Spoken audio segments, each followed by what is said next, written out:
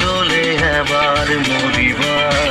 ই কেন কথা তুমি অলপ ভাবাচোন, ই কেন কথা বন্ধু চিন্তা কৰাচোন। যিশুৱে উত্তৰ দিব